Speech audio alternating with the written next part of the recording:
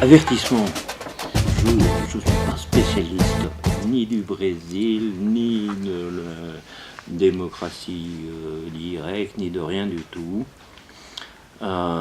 Juste ce que j'en sais, le peu que j'en sais de cette histoire-là du budget participatif de Porto Alegre, c'est que j'ai appartenu, il y a une quinzaine d'années, c'était au réseau DRD, démocratiser radicalement la démocratie, et que j'ai rencontré Estelle Granet, qui est celle qui a tenu la plume de ce livre, et Sergio Amaral, qui est un habitant très actif dans cette histoire du budget participatif. Et puis un petit film qui conduit là, un petit film mesquin, c'est de comparer avec Grenoble la grande différence entre le bout de budget, est-ce qu'ils l'appellent participatif? Oui. Je ne sais plus, oui. Donc ils appellent budget participatif, le principe, mais ça à peu près partout en France où ça s'est fait, le principe est le même. On détache un bout du budget et on monte un processus, quelque chose pour que les habitants ou ceci, cela décident de ce qu'on fait de ce budget. Alors ça va des trucs que je caricature en disant alors vous préférez des roses rouges ou des roses blanches? Saint-Bruno, c'était la Et hauteur les du habitants répondent mais pourquoi pas des tulipes? Ah, ne sortez surtout pas du sujet. Voilà. Et puis au mieux il y a une somme un peu conséquente avec un processus un peu intéressant. Mais le principe c'est on détache un bout et il n'y a que ce bout. Alors que le principe du budget participatif, après ça marche plus ou moins bien, il y a eu progression, puis régression, j'en parlerai, c'est au contraire que l'ensemble du budget, y compris les recettes, sont soumis à la délibération de tous les habitants et à son contrôle. Voilà. Autrement dit, les bibliothécaires grenobloises auraient eu accès et auraient pu discuter de ce plan dit de sauvegarde des services publics. Alors, première partie que j'ai faite, c'est les conditions. Pour rappel, Porto Alegre, c'était, je ne sais pas où ils en sont aujourd'hui, 1,5 million d'habitants. C'est pas rien. Et c'est la capitale de l'État du Rio Grande do Sul, du sud. Donc c'est le bout le plus au sud du Brésil. C'est une ville qui est parmi les villes brésiliennes plutôt riches, on va mettre un tombeau de guillemets, parce que c'est pas si clair que ça. Et puis surtout qu'au Brésil, ça ne veut pas dire grand-chose, parce que les écarts entre riches et pauvres sont monumentaux. Donc à Porto Alegre, il y a toujours des favelas qu'on appelle là-bas des villas. On ne dit pas favela. Dans le sud du Brésil, on dit villa, avec un seul L. Et donc les écarts énormes. Voilà. Et puis en 88, donc la dictature est finissante, est finie. Et bien sortent de prison un certain nombre de gens qui étaient enfermés depuis plus ou moins longtemps, qui avaient été bien torturés et tout ça, dont pas mal de membres du Parti des travailleurs, qui n'a pas beaucoup de rapport avec celui que vous connaissez en France. C'est S'il y a des trotskistes dedans, ils sont plutôt pablistes. Et puis, il n'y a pas que des trotskistes, c'est un mouvement. Lula appartenait au PT, donc c'est un... On pourrait dire un peu que ça ressemble à Syriza, c'était assez composite. Je dis ça parce que ça finit un peu pareil. Voilà. Et ils se présentent aux élections, ils ont un peu la surprise d'être élus. Donc, ils sont marxistes et ils se posent deux questions. Partage des richesses et comment on redonne, parce qu'ils étaient tout à fait critiques, quoi qu'il y ait eu avec dans la première municipalité, des gens du Parti communiste. Donc c'est une liste d'union, on va dire. Mais le PT est largement majoritaire, mais avec toutes les composantes diverses du PT. Donc ils sont très critiques vis-à-vis, on va dire, des pays du socialisme réel. Et donc leur volonté, c'est rendre le pouvoir à ceux qui viennent de leur donner. Comment on fait? Voilà leurs deux trucs. Mais pour que ça marche, et ça c'est la thèse un peu principale, il faut savoir qu'il y avait aussi nombre d'associations d'habitants, et des habitants les plus pauvres, ceux des villas, donc des favelas, qui s'étaient constitués pendant la dictature pour lutter contre, et pas pour lutter contre la dictature en soi, mais pour se défendre, pour pas qu'on les chasse de là où ils avaient planté leur cabane, pour arriver à bouffer à peu près, pour leur laisser un peu trafiquer. Donc il y avait des associations très actives. Voilà, et c'est la rencontre de ces deux composantes, les élus, on va les appeler progressistes d'un côté, et les associations d'habitants de l'autre, qui donne naissance, dès 88, à l'idée du budget participatif. Alors ils se mettent à discuter, et puis ça fait penser à d'autres situations. Ils découvrent l'état des finances, et c'est autre chose que Grenoble. 98% du budget, enfin des recettes, sont bouffées par les dépenses contraintes, singulièrement les salaires des employés. Comme par principe il est hors de question d'y toucher, que le reste est parfaitement contraint, la conclusion c'est qu'en 88 il ne se passe rien. Ce qui fait qu'il y a eu un recul de la volonté en 88, puisqu'ils arrivent au pouvoir et pendant un an il ne se passe rien. Il ne se passe rien, sauf qu'ils discutent et ils se mettent d'accord pour augmenter très sensiblement les impôts. En particulier, ils créent un impôt nouveau sur le foncier, sur la propriété foncière, tout à fait progressif et assez musclé, avec le raisonnement que de toute façon, les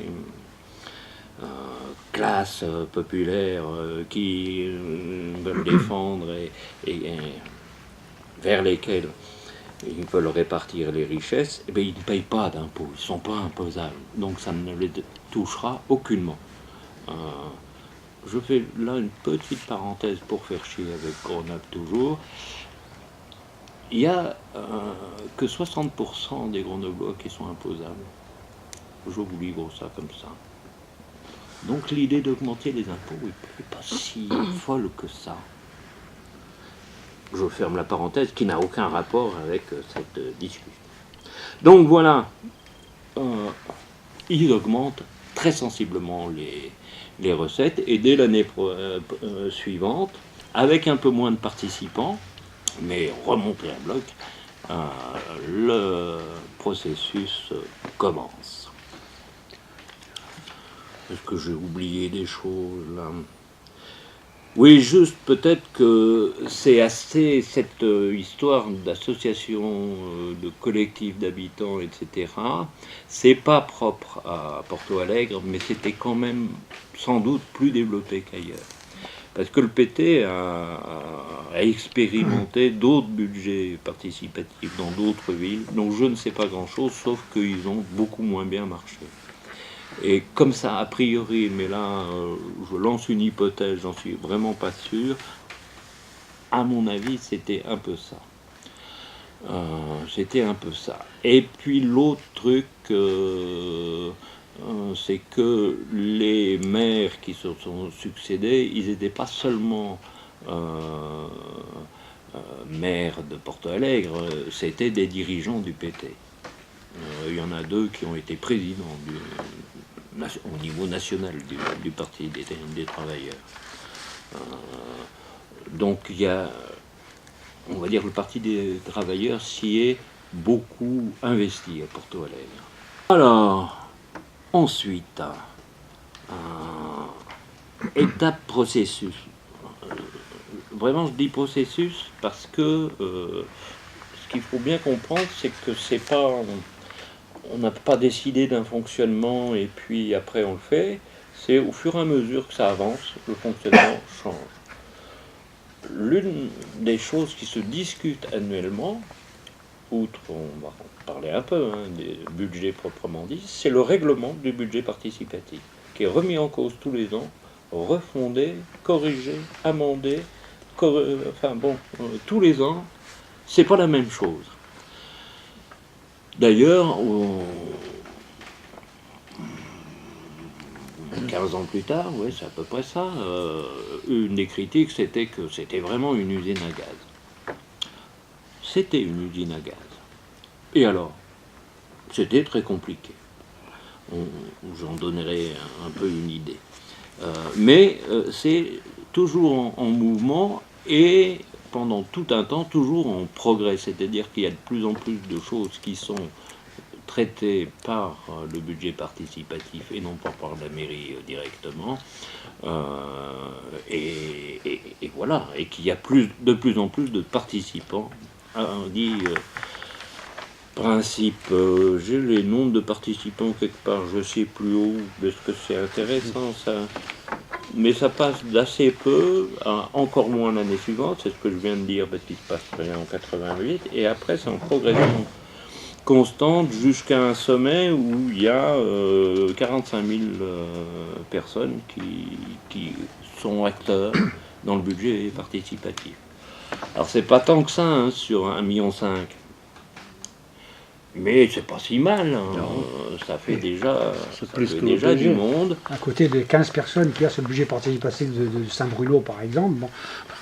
Voilà. Voilà.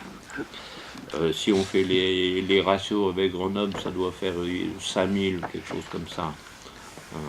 Voilà. Donc c'est quand même pas rien. Ça n'est quand même pas rien.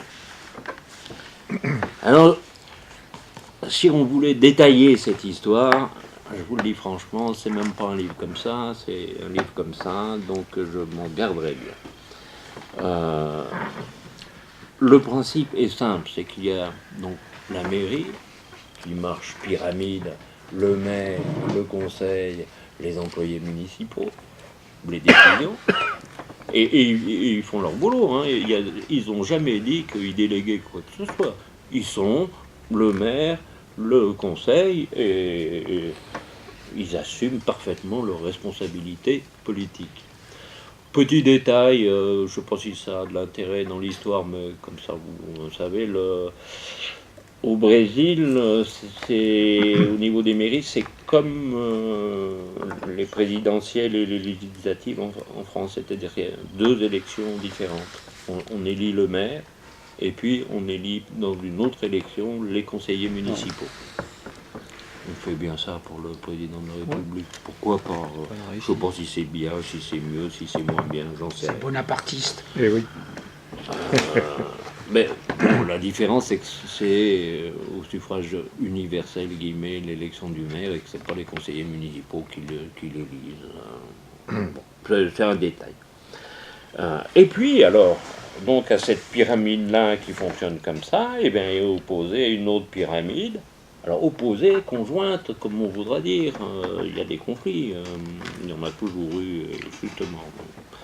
C'est un autre point qui m'intéresse, où eh ben, il y a des réunions.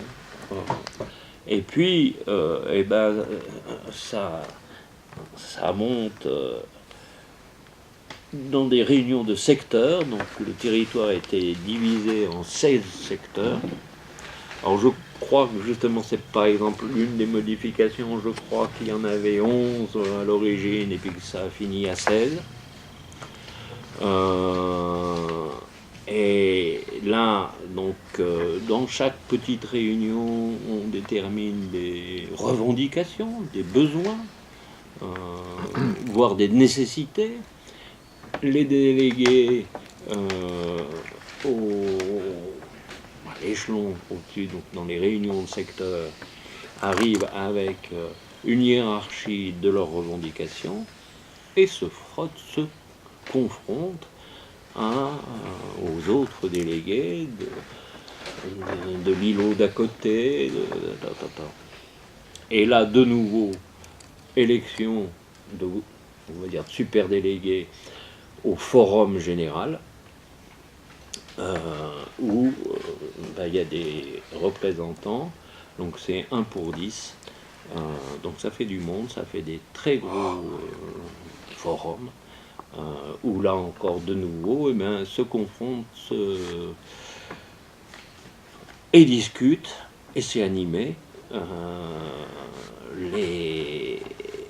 Les revendications de chacun ayant hiérarchisé, et là c'est de nouveau hiérarchisé mais intersecteur.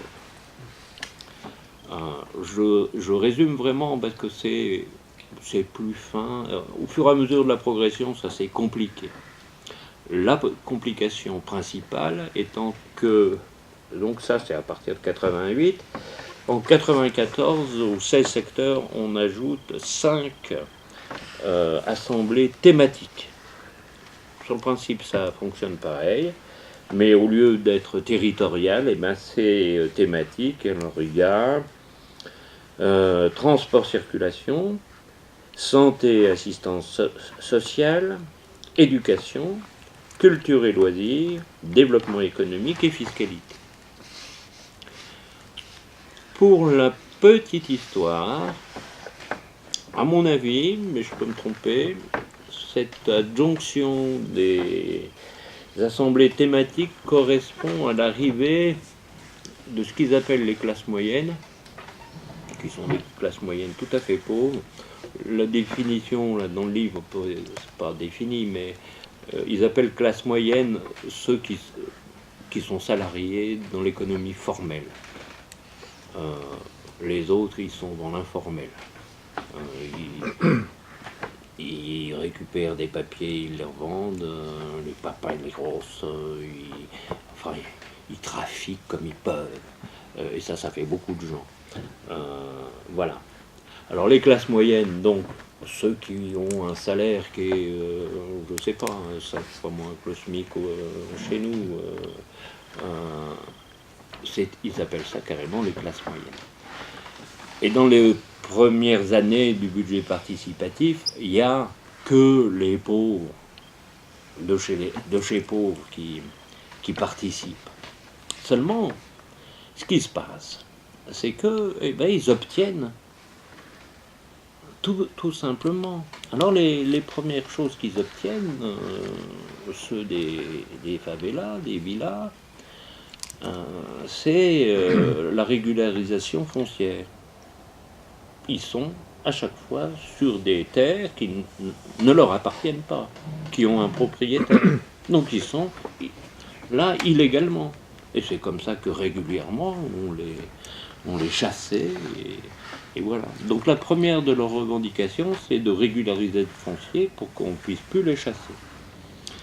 Et les deuxièmes qui viennent juste après, c'est réseau d'assainissement, voirie, et puis ensuite logement, et puis ensuite école, etc. Voilà la hiérarchie assez logique qui a pu se faire. Je dis ça parce que c'est intéressant. Il y a, comment il s'appelle? Je crois que c'est Antonio. Oui, Antonio. Donc, le Papelero. Non, je prononce très mal. Hein, sûrement, je ne sais pas si vous savez le portugais. Vous pouvez m'aider, c'est autorisé. Donc, c'est un de ceux, et il y a toute une ville où il n'y a que des papaleros. Ils récupèrent, c'est des chiffonniers, quoi, mais c'est surtout du papier, c'est pour ça que il s'appelle comme ça. Et il raconte joliment, dans ce livre, que donc ils ont, eux, à ce moment-là, déjà obtenu la régularisation, les égouts, et un peu de et ils réclament une école.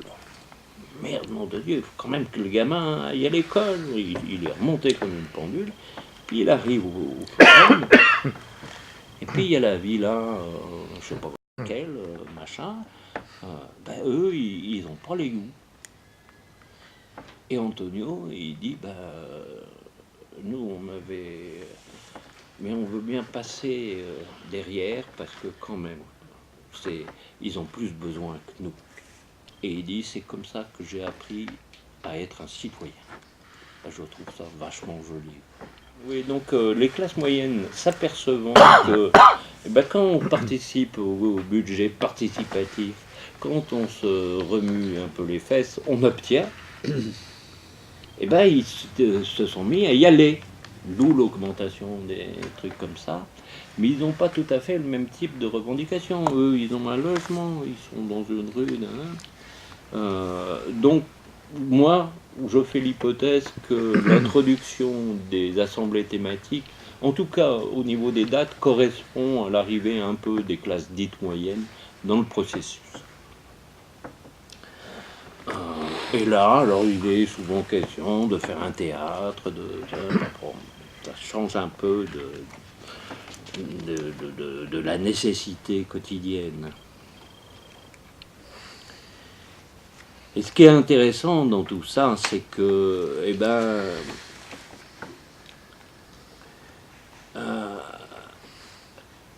oui, c'est une machine à fabriquer de la solidarité, c'est une machine à fabriquer du citoyen, c'est une machine,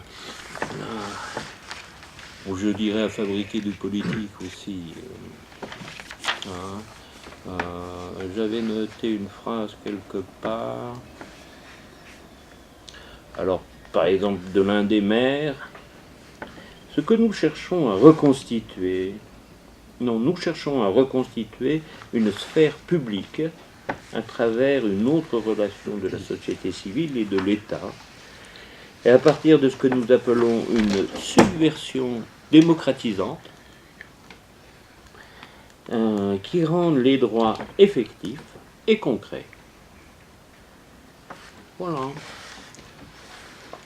À noter aussi que le processus du budget participatif a mis fin au clientélisme qui était le mode de fonctionnement. Et alors justement, les riches, là, ils avaient à peine besoin de faire les clients, ils n'ont pas besoin. Ils avaient. Mais les classes moyennes nageaient allègrement là-dedans, comme les dirigeants. Là, il n'y a plus de clientélisme. C'est pas comme ça que ça marche. C'est alors toute parole se vaut, vraiment. Sauf que ceux qui gagnent, c'est ceux qui se remuent les fesses. On peut trouver ça pas forcément très juste. Mais il y a des quartiers où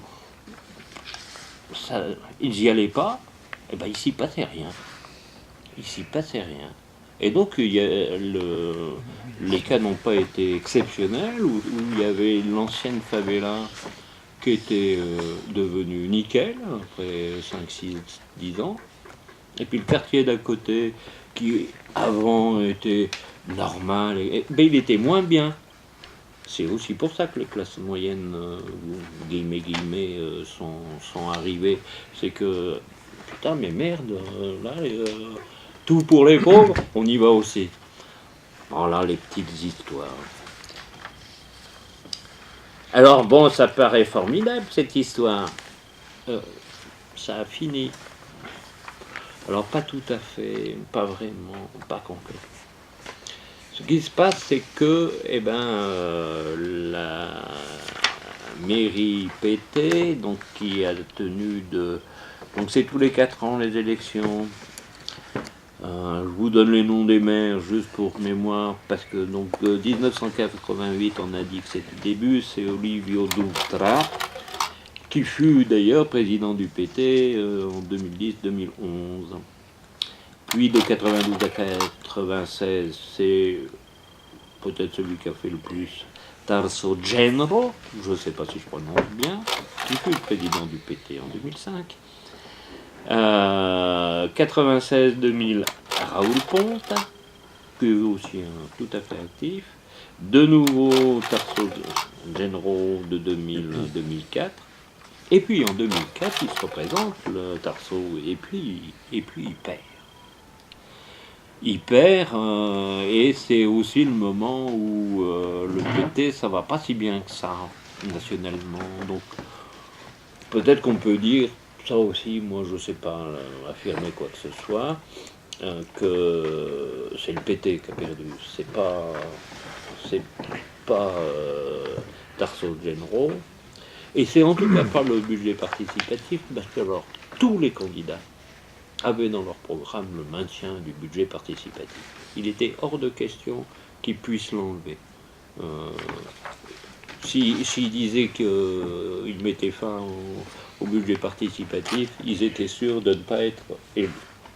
Alors ceux qui remportent la mairie, c'est le PPS, Parti populaire socialiste, qui est, c'est exactement, enfin non exactement, c'est jamais exactement, mais ça ressemble beaucoup à la transformation du Parti communiste italien en, comment il s'appelle maintenant, le parti... Le PD.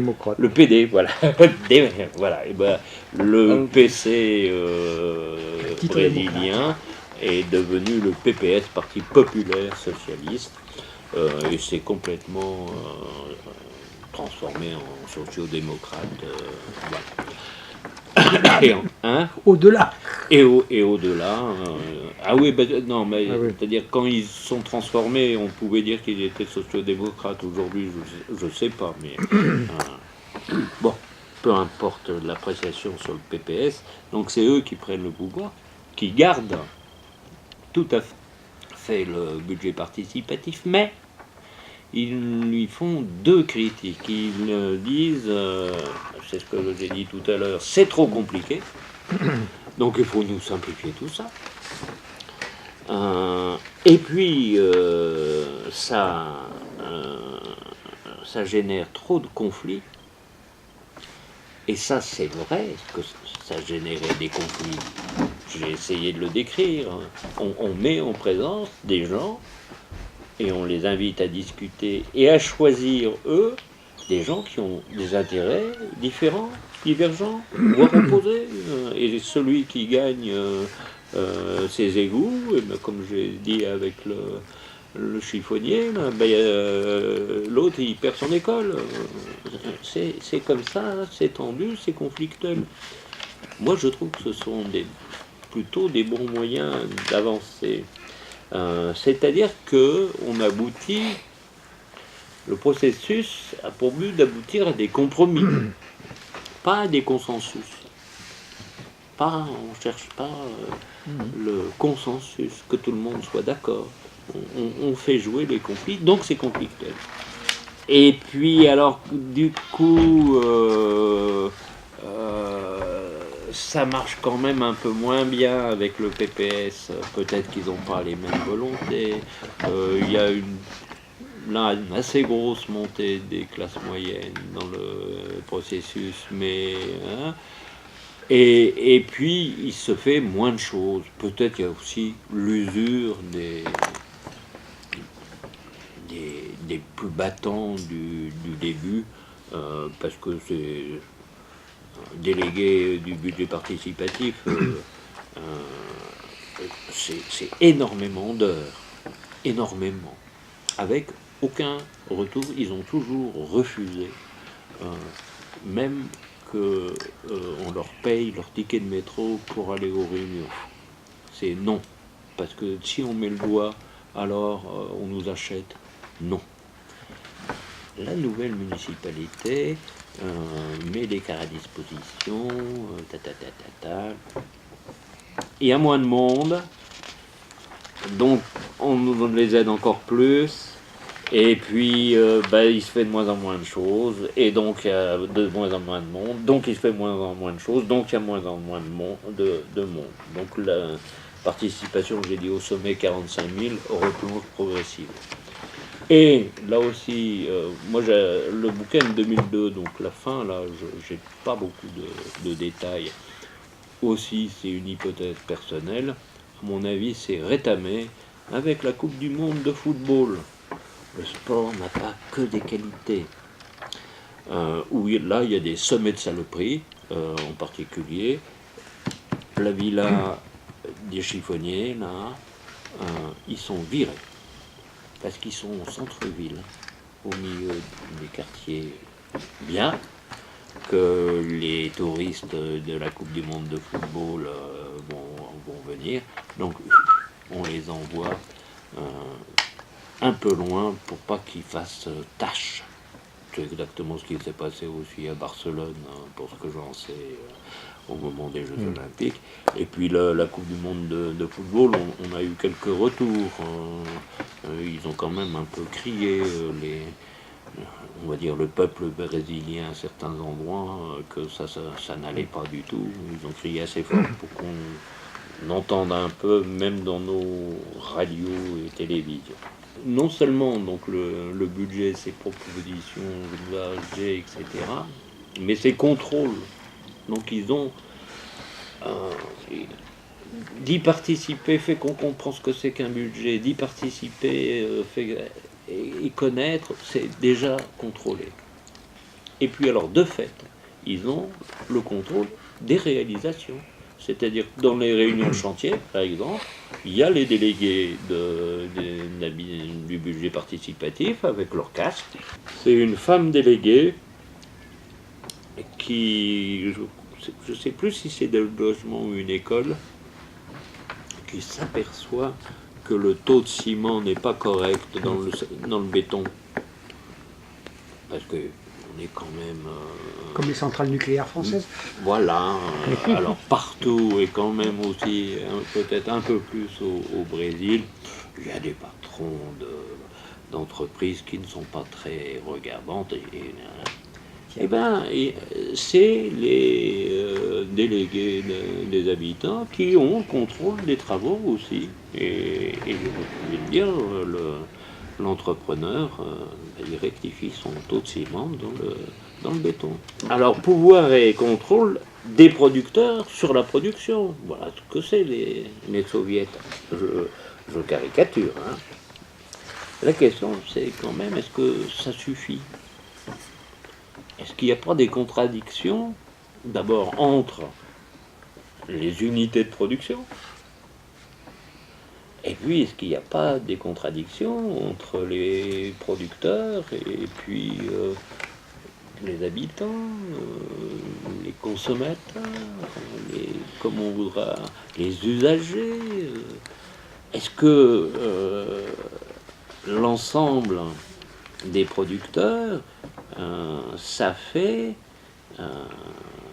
l'intérêt commun. Moi, je suis assez convaincu que il faut aussi des soviets d'habitants pour employer le mot soviet. Les soviets de mangeurs de carottes, je sais pas. Hein, après, on peut. Et j'aime bien cette idée de créer finalement des zones de conflit. Il ne faut pas le fuir. Il y a des intérêts contradictoires, et il faut les mettre à jour et les faire jouer. En fait, il s'agit de planification Et il s'agit de trouver les moyens que la planification ne soit pas de type bureaucratique. Même si, petite réserve, l'expérience du budget participatif de Porto Alegre a montré que c'est avec les employés municipaux qu'il y a eu le plus de problèmes. Je m'arrête là.